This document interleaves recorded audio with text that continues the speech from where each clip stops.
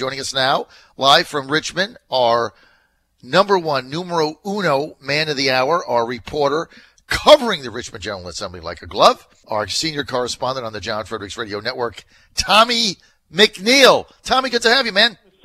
How are you, Mr. McNeilius? I'm doing good. I love that thing that Tom Garrett said. I really want to be a weatherman. I would be good at that, especially where you can do the little touchy thing on the screen and pull up all those things. I always find that to be fascinating. Of course, I do have a face for radio, so that would be an issue. Tommie, let's get to the real things that matter. And I tell you what, you and I were in a fascinating – let me just set the stage here. Tommie and I were in a fascinating press conference yesterday put on by the VHHA, the Virginia Hospital and Health Association, where they were outlining their case for Medicaid expansion. And pretty good, right? They had all the big wigs come up and put on by their communications director, Julian Walker, always does a good job. And what we're trying to figure out is to expand Medicaid under the former argument, the Hospital Association, Tommie, so that everybody can get where we're going here. The Hospital Association said, hey, look, when there is a gap between the federal government funding Medicaid expansion and what it actually costs the state, there could be a gap there because the federal government says that over time it's going to go to 90%, not 100. And so the Hospital Association said, hey, no problem. Here's what we'll do. We will guarantee to fund that gap for the Medicaid expansion. So there's no cost to the Virginia taxpayer, no cost to the state treasury. We will fund it because at the end of the day, everybody's better off with this. And so the hospitals will fund it through hospitals. So that's a pretty formidable argument. That made sense to me. So the governor then writes that in his budget, but now there's confusion over what the Hospital Association is going to do. So could you lay all that out for us? All right. So with that said, everything you just said, without repeating everything you just said, the issue here now is because the question was asked about this. I guess it's about a $300 million. I talked to a couple of leaders, finance leaders, and they say it's about $300 million. This is the provider assessment tax. Okay, that provider assessment tax is a big deal to them, and I'm talking specifically on the Republican side. That's a big deal to them. They say, listen, even if you did find a way to cover the costs, okay, we're not willing to say what we're willing to do until it comes budget time. And the reason is because the Hospital Association isn't exactly sure, according to them, what they're going to do. And as long as that unknown is out there, they're not willing to talk about Medicaid expansion. They're not willing to talk about the what ifs. I talked to Appropriations Chair Chris Jones yesterday. I talked to the Vice Chair, Steve Landis, yesterday, right after this news conference. Talked to some other Republican leaders in the Senate. They kind of pushed it off to the House side. And they said, listen, this provider tax over $300 million would be how the expansion is going to be paid for. With all these conflicting reports and how it would be covered, we can't talk about this. There's also the issue of marketplace support. On the Senate side, it's really still kind of unknown what they're going to do. How do you establish this marketplace? And Chris Jones, his quote was, we're in the first couple of minutes of the first quarters of a football game. It is too early to say what they'd be willing to do right now. So you've got the $300 million. You've got the Hospital Association. What are they going to do? It's still going to be an unknown for a while. Well, I don't know how you can vote on Medicaid expansion without the hospital position being clear, Tommie McNeil. Right. That's a question I asked yesterday. And look, I was opposed to Medicaid expansion for the first 3 years under the McAuliffe administration because I thought it was fiscally irresponsible and that other states were having issues with it.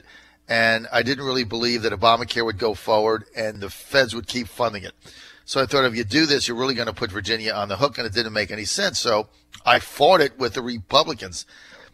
Now I've done a 180 editorially because now the hospital says they'll pay the gap, so there's no problem there. That's what they said. And the Republicans, when they tried to replace Obamacare, every replacement bill they had funded the Republican states that expanded Medicaid expansion in perpetuity. So, and then they were going to block grant Virginia, which would get less money. So it's like we did the right thing and we get screwed. They got the money and they're protected in perpetuity.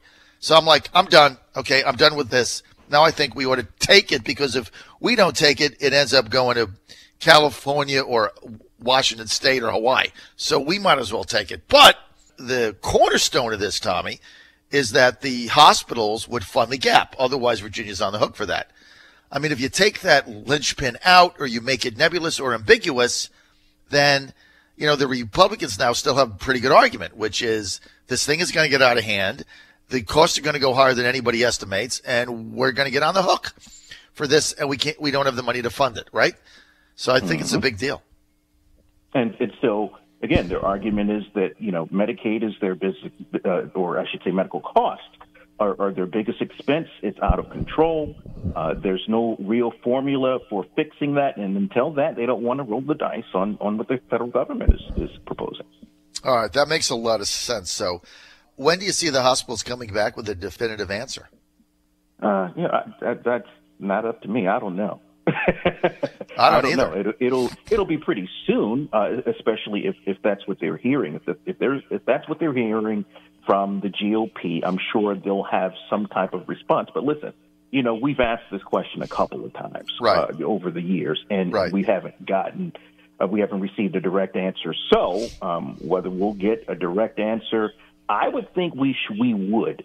Being this close with the legislature divided the way that it is now, probably closer to achieving Medicaid expansion than they ever have been since they've been talking about this. I would think that they would have to come to the table and have some kind of definitive answer this session.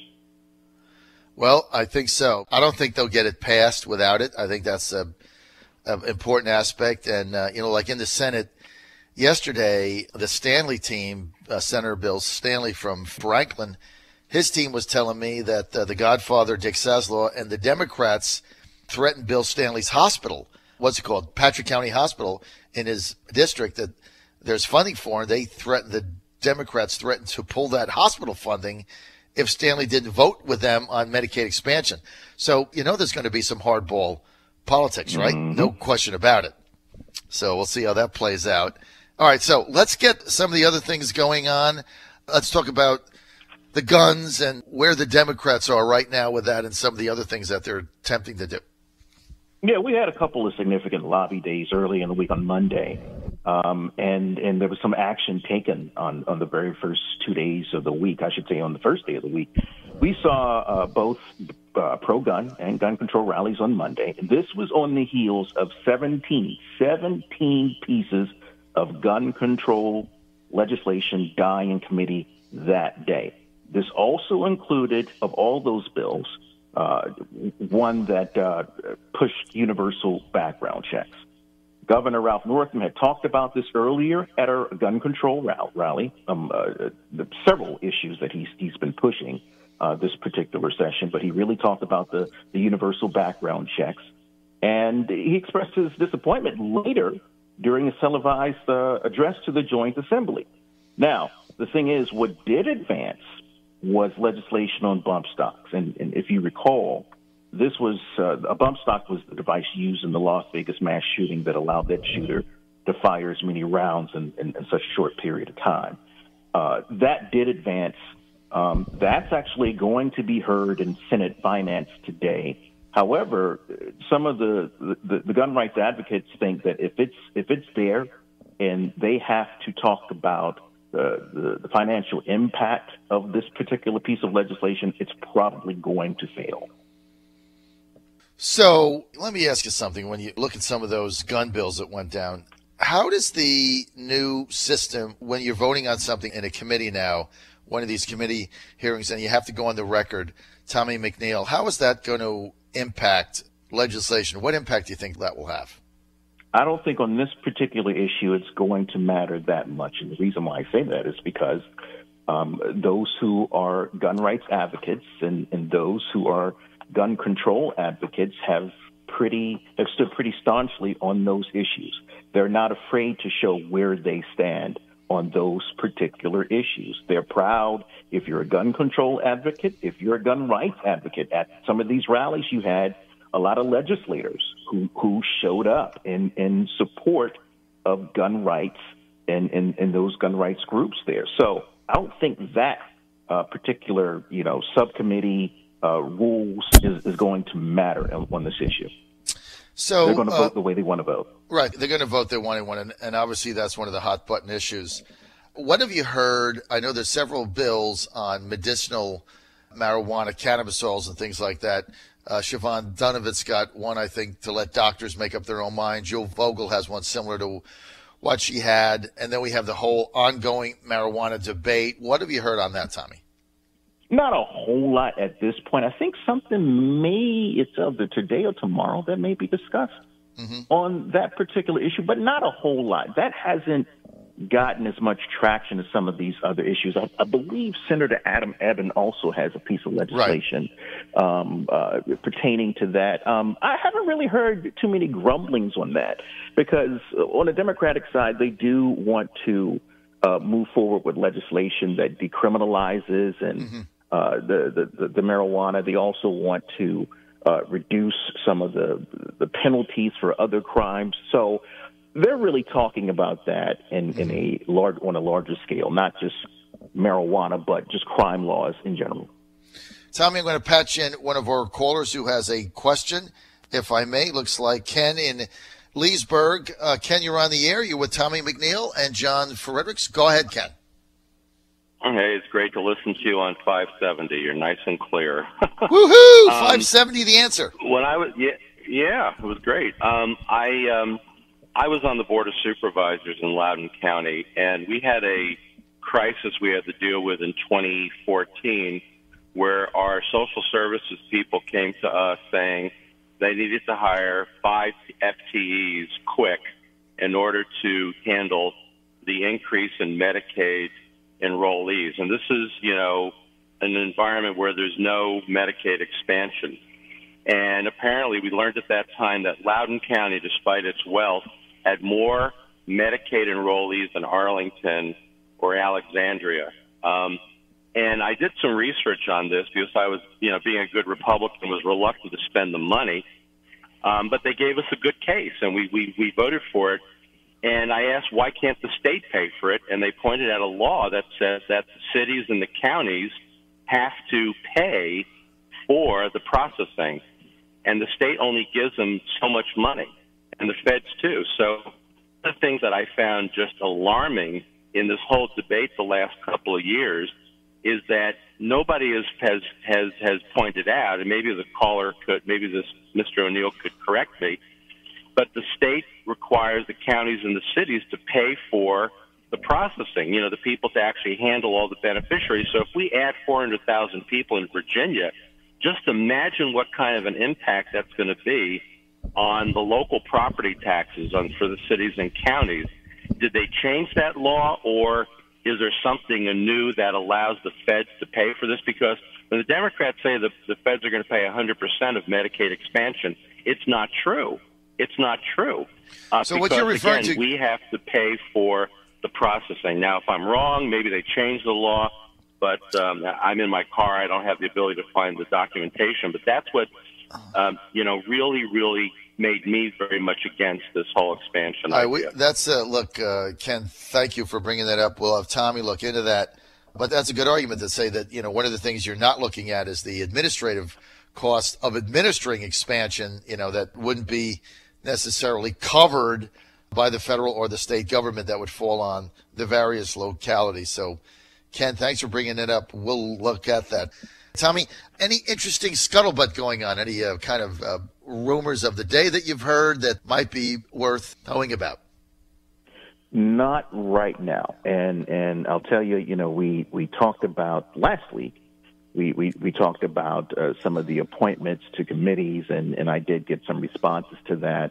The Democrats weren't on. There were 2 particular committees and 2 people, and specifically, who were disappointed about either the number of committees they were appointed to or the specific committees they were appointed to. Right. And that does not look like it's going to be resolved. But again, just talking to some of the operatives that I talked to, they're still playing nice. They're not pointing any fingers.